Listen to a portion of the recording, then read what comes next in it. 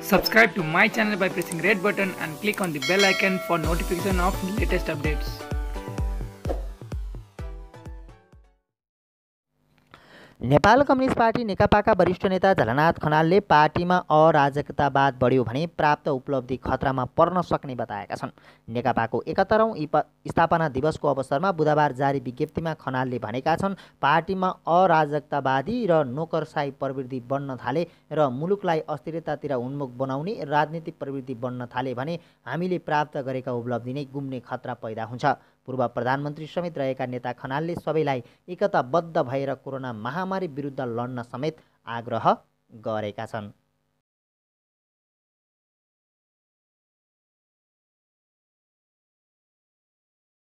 Subscribe to my channel by pressing red button and click on the bell icon for notification of latest updates.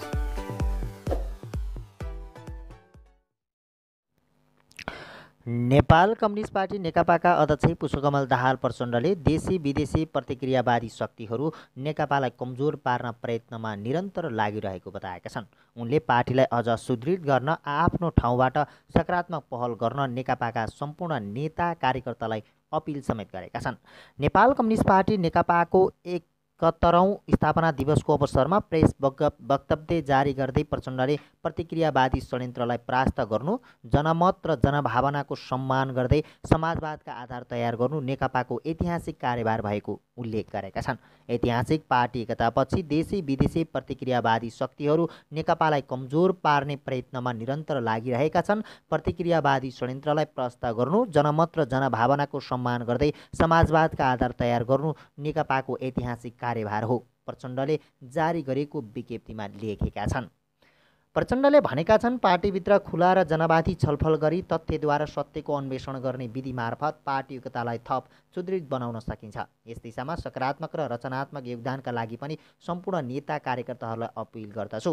सामन्तवाद र साम्राज्यवादका विरुद्ध जनवादी क्रान्तिको पूर्णता मार्फत समाजवाद एवं साम्यवादसम्म पुग्ने महान लक्ष्यसहित 22 अप्रिल 1949मा नेपाल कम्युनिस्ट पार्टी स्थापना भएको थियो। 71 वर्ष लामो राजनीतिक सङ्घर्षका दौरानमा कम्युनिस्ट आन्दोलनले नेपाली राजनीतिलाई गुणात्मक दिशा निर्देशन मात्र नगरेको बरु विश्व कम्युनिस्ट आन्दोलनलाई नै नयाँ र मौलिक सन्देश पनि दिएको प्रचण्डले उल्लेख गरेका छन्। कठोर सङ्घर्षकै बलमा सङ्घीय गणतन्त्रात्मक शासन प्रणाली, समावेशी लोकतन्त्र, समाजवाद उन्मुख संविधान, सामाजिक न्याय लगायतका महत्त्वपूर्ण उपलब्धिहरू हासिल भएको प्रचण्डको भनाइ छ। प्राप्त उपलब्धिलाई संस्थागत गर्दै समाजवादी क्रान्तिको तयारीका लागि गरिएको ऐतिहासिक पार्टी एकताले हामीलाई लक्ष्यप्रति समर्पित हुन थप प्रेरणा र ऊर्जा दिएको छ, प्रचण्डले जारी गरेको विज्ञप्तिमा लेखिएको छ। यस ऐतिहासिक अवसरमा पार्टी एकताको महत्त्वलाई बुझ्न र पार्टीलाई अझ सुदृढ गर्न आफ्नो ठाउँमा सकारात्मक पहल गर्न म नेकपाका सम्पूर्ण नेता कार्यकर्ताहरूलाई अपिल गर्दछु।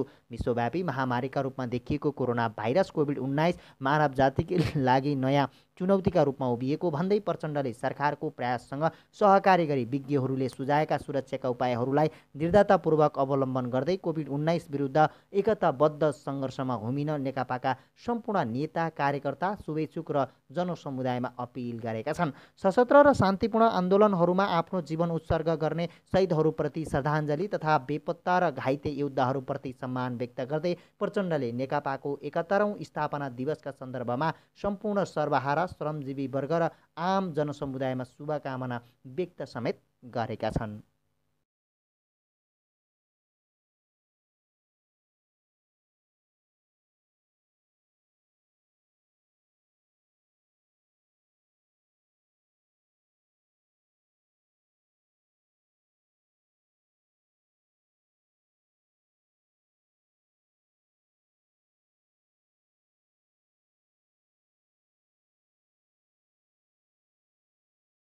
Subscribe to my channel by pressing red button and click on the bell icon for notification of latest updates.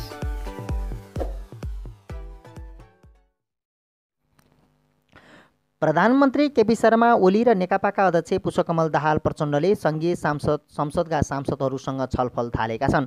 अध्यादेश जारी गरेपछि विवाद भइरहेका बेला कोरोना सङ्क्रमण विरुद्धको काम लगायतका बारेमा प्रधानमन्त्री र पार्टी अध्यक्षले सांसदहरूसँग छलफल गरेका हुन्। प्रदेशगत रूपमा नेकपा सांसदहरूलाई बालुवाटारमा बोलाएर पछिल्लो अवस्थाबारे सांसदहरूका सुझाव र तल भइरहेका कामहरूबारेमा जानकारी लिने काम भइरहेको प्रधानमन्त्रीका प्रेस सल्लाहकार सूर्य थापाले बताए। सम्बन्धित प्रदेशभित्रका प्रतिनिधित्व गर्ने प्रतिनिधि सभा र राष्ट्रिय सभाका सदस्यहरूलाई छलफलमा राखिएको छ। केही दिनअघि नेकपामा सांसदहरूले उप प्रधानमन्त्री ईश्वर पोखरेललाई भेटेर कोरोना भाइरस विरुद्धका लडाइँमा जनताबीच गएर काम गर्ने वातावरण बनाइदिन आग्रह गरेका थिए। सांसदहरूका गुनासा सुन्ने र पछिल्लो अवस्थाका बारेमा जानकारी गराउने उद्देश्यले सांसदहरूसँग अलग अलग छलफल गर्न लागि हो। सबै सांसदहरूलाई एकैपटक राखेर बैठक गर्दा धेरै ठुलो भिड हुने भएकाले अलग अलग प्रदेशबाट बोलाइएको हो। छलफलमा प्रधानमन्त्री ओली, अध्यक्ष प्रचण्ड, संसदीय दलका उपनेता सुभाष नेवाङ लगायतका नेताहरू सहभागी रहेका थिए।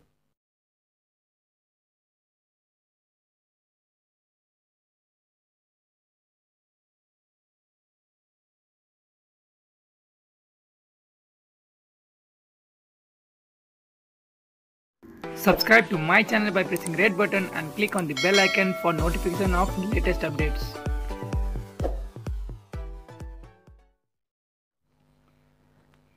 नेपाल कम्युनिस्ट पार्टी नेकपाको स्थापना दिवसको 71औं वर्ष पुगेको पूर्व सन्ध्यामा सोमबार साँझ प्रधानमन्त्री निवास बालुवाटारमा नेकपाका 9 जना शीर्ष नेताहरू भेला भएका थिए।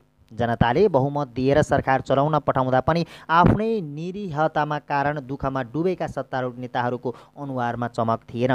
चमक होस् पनि कसरी, केही घण्टा अघि मात्र प्रधानमन्त्री ओलीले क्याबिनेट बैठकमा प्रस्तुत गरेका बेमौसमका 2 अध्यादेशले पार्टीभित्र तरङ्ग ल्याएको थियो र त्यही तरङ्गका कारण प्रचण्डले केपी ओलीलाई टेलिफोन गरेपछि अकस्मात सचिवालय बैठक डाकिएको थियो।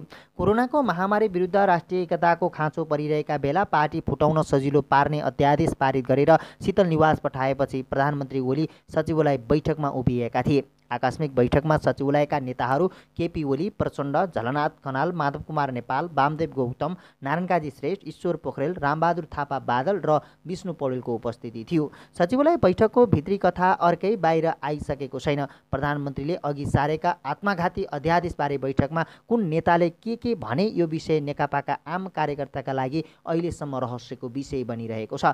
आखिर बालुवाटारमा त्यो साँझ के भयो, कुन नेताले के भने, अध्यादेशको पक्ष र विपक्षमा को उभिए। केही घण्टा अघि क्याबिनेटले राजनीतिक दल र संवैधानिक परिषद सम्बन्धी 2 वटा अध्यादेश केही मन्त्रीहरूको असहमतिको बावजुद पारित गरेको थियो। क्याबिनेटमा ऊर्जा मन्त्री वर्षमान पुन, परराष्ट्र मन्त्री प्रदीप ग्यावाली र कृषि मन्त्री घनश्याम भुषालले अध्यादेशको विरोध गरेका थिए। मन्त्री परिषद बैठक सकिएपछि ऊर्जा मन्त्री वर्षमान पुनले मन्त्रालयमा फर्केर केही मन्त्रीसँग बेग्लै छलफल गरे। त्यसपछि उनी अध्यक्ष प्रचण्डलाई भेट्न कुमालटार पुगे। त्यति बेलासम्म सरकारले ल्याएको अध्यादेश विरुद्ध सामाजिक सञ्जाल गमाइसकेको थियो। देशभरिका नेकपा कार्यकर्ता तरङ्गित बनेका थिए। विपक्षी दलहरूले सरकार विरुद्ध आक्रोश पोख्न थालिसकेका थिए। कोरोनाको बहसमा होमिएका आम मानिसको ध्यान अध्यादेशतिर चोजिएको थियो। नेकपा फुट्ने पो लागेको हो कि भन्ने प्रश्न सर्वत्र फैलिएको थियो। यसैबीच सचिवालयका नेताहरूले टेलिफोन संवाद गरे। प्रचण्डले प्रधानमन्त्री ओलीलाई फोन गरे र सोमबार साँझ नै सचिवालयमा आकस्मिक बैठक बस्ने टुङ्गो भयो। 9 भाइ नेताहरू हतार बालुवाटार जुटे। नेकपाको 9 सदस्यीय सचिवालयमा यसअघि नै प्रधानमन्त्री ओली अल्पमतमा परिसकेका थिए। तर सोमबार साँझको बैठकमा भने प्रधानमन्त्री ओली एकाएक अफेन्सिभ बने भने उनका आलोचकहरू चाहिँ रक्षात्मक बनेर फर्किए। सोमबार अघिसम्म प्रधानमन्त्री ओलीको पक्षमा ईश्वर पोखरेल, विष्णु पौडेल मात्र खुलेर लागेका थिए। रामबहादुर थापा बादलको झुकाव ओलीतिरै देखिए पनि खुलिसकेका थिएनन्। बादललाई समेत जोड्दा ओलीको पक्षमा उनी सहित 4 जना देखिन्थे। प्रचण्ड, माधव खेमामा सचिवालयका बहुमत अर्थात् 5 जना सदस्य देखिन्थे। प्रचण्ड, झलनाथ, माधव, वामदेव र नारायण काजी एक ठाउँमा भएका कारण उनीहरू बहुमतमा र प्रधानमन्त्री अल्पमतमा थिए। 9 सदस्यीय सचिवालयको सन्तुलन 5-4 को अवस्थामा थियो। तर सोमबार साँझको बैठकमा विगतको भन्दा अलि फरक दृश्य देखियो। बेमौसमी अध्यादेशका विषयमा छलफल गर्न बसेको आकस्मिक बैठकमा प्रधानमन्त्री ओलीका कडा आलोचक गर्ने नेताहरू 2 जना मात्रै भए। हल्का आलोचना गरेर पनि उदार रूपमा प्रस्तुत हुने नेताहरू 2 जना देखिए भने प्रधानमन्त्रीलाई दृढ समर्थन जनाउनेहरू केपी ओली बाहेक 3 जना देखिए। अध्यादेशको कडा विरोध नगर्ने तर पार्टीभित्र छलफल हुनु पर्दथ्यो सम्म भन्नेहरूको बहुमत देखियो। सचिवालयको यस्तो परिदृश्यले प्रधानमन्त्री ओलीलाई नेकपाको सचिवालयबाट अब चुनौती रहेन भन्ने प्रष्ट सन्देश दिएको पूर्व एमाले निकट एक सचिवालय सदस्यहरूको दाबी छ। सचिवालय बैठकमा प्रधानमन्त्री केपी शर्मा ओलीले संविधानको रक्षाका लागि अध्यादेश ल्याउनु पर्नेमा तर्क गरेका थिए। संविधानसँग बाजिएको कानुनलाई सच्याउन र लोकतान्त्रिक ढोका खोल्नका लागि दल सम्बन्धी ऐनमा संशोधन गर्नु परेको प्रधानमन्त्रीले बैठकमा बताएका थिए। आफ्नो निर्णय आम जनतासम्म कति अलोकप्रिय छ र कति विरोध भइरहेको छ भन्ने कुरा प्रधानमन्त्रीले मतलब गरे जस्तो देखिन्थ्यो। आफ्नो पार्टीमा अहिले यो अध्यादेशको आवश्यकता नभए पनि कतिपय पार्टीहरूलाई विद्रोह गरेर भिन्नै पार्टी बनाउँछु भन्दाखेरि थुतेर राख्नु लोकतन्त्र विरोधी हुने भएकाले पार्टी विभाजनको बाटो खोलिदिनुपर्ने प्रधानमन्त्रीको तर्क थियो। प्रधानमन्त्री ओलीलाई सबैभन्दा दृढ रूपमा समर्थन जनाउनेमा गृहमन्त्री रामबहादुर थापा बादल थिए। बादलले इतिहासकै कालखण्डमा नेतृत्वले अलोकप्रिय नै भए तापनि साहसिक निर्णयहरू लिन सक्नुपर्छ भन्दै प्रधानमन्त्री ओलीले साहसिक निर्णय लिएको बैठकमा बताएका थिए। यो अध्यादेशलाई बादलले अहिलेको आवश्यकता भएको बताए थिए। पूर्व एमाले खेमामा नेताहरू विष्णु पौडेल ईश्वर पोखरेल दुवैले पार्टीमा सल्लाह गरेरै गरेको भए हुन्थ्यो भन्दै प्रतिक्रियागत कुरो उठाएका थिए, तर उनीहरूले अध्यादेशको समर्थन गरेका थिए। पूर्व प्रधानमन्त्री माधव कुमार नेपाल पनि सचिवालय बैठकमा खासै कडा रूपमा प्रस्तुत भएनन्। अध्यादेश ल्याउनै पर्ने भए पार्टीमा सल्लाह गर्नुपर्ने थियो भन्दै नेता नेपालले यसलाई बाहिर राम्रो मानेका छैनन् भने। नेता नेपालले अध्यादेश फिर्ता नै हुनुपर्छ वा यसको औचित्य छैन भनेनन्। ल्याउनै पर्ने भए सल्लाह गरेर ल्याउनु पर्थ्यो भन्दै आफूलाई उदार रूपमै प्रस्तुत गरे। बैठकमा अर्का पूर्व प्रधानमन्त्री प्रचण्डले पनि अध्यादेश फिर्ता गरियोस् भन्ने सकेनन्। आफूसित यसबारेमा प्रधानमन्त्रीले सल्लाह गर्नुपर्ने थियो भन्ने मात्र प्रचण्डको माग थियो। अरू बेला बैठकमा कडा रूपमा प्रस्तुत हुने वामदेव गौतमले पनि सोमबार साँझको बैठकमा अहिले नै अध्यादेश ल्याउन जरुरी थिएन सम्म भने पनि सरकारले अध्यादेश फिर्ता नै गर्नुपर्छ भनेनन्। बैठकमा पूर्व प्रधानमन्त्री झलनाथ खनालले चाहिँ अध्यादेशको कन्टेन्टमा प्रवेश नै गर्न चाहेनन् र यो गम्भीर भूल भएको बताए। अर्को सदस्य नारायणकाजी श्रेष्ठले पनि झलनाथ खनालकै लाइनमा बोले। बैठकमा माधव नेपाल र प्रचण्ड नरम रूपमा प्रस्तुत भएपछि प्रधानमन्त्री ओलीले आफूलाई सुरक्षित महसुस गरेको उनी निकट नेताहरू बताउँछन्। स्रोतका अनुसार बैठकको निष्कर्ष थियो अबदेखि राष्ट्रिय महत्त्वका विषयमा निर्णय गर्दा पार्टीमा छलफल गरेर गर्ने। सचिवालय बैठकले सरकारबाट ल्याएको अध्यादेशलाई खासै गम्भीर रूपमा लिएको देखिएन। प्रधानमन्त्रीले सल्लाह गर्नुपर्दथ्यो, अबदेखि सल्लाह गरियोस् भन्ने यसलाई सामान्यीकरण गरेर बैठक टुङ्गिएको नेताहरूको विश्लेषण छ। बैठकमा कुराकानी भइरहेकै बेला राष्ट्रपतिबाट अध्यादेश जारी भएको सूचना आयो। अब राष्ट्रपतिबाटै जारी भइसकेपछि खेलै खत्तम भयो भन्दै यो प्रकरणलाई डिसमिस बनाएर नेताहरू बैठकबाट उठेको स्रोत बताउँछ। यद्यपि छलफल अझै नसकिएको र जारी रहने ती केही नेताहरूले बताएका छन्। नेकपाका उच्च तहका नेताहरूका अनुसार सरकारले ल्याएको यो अध्यादेशले अब नेकपाभित्र तत्कालै कुनै उथलपुथल हुने स्थिति लगभग टरेको छ। सचिवालयले नै अध्यादेश प्रकरणलाई डिसमिस गरिसकेका कारण अब यो विषय चर्किने स्थायी कमिटी वा केन्द्रीय कमिटीको बैठक माग हुने इत्यादि सम्भावना अब रहँदैन।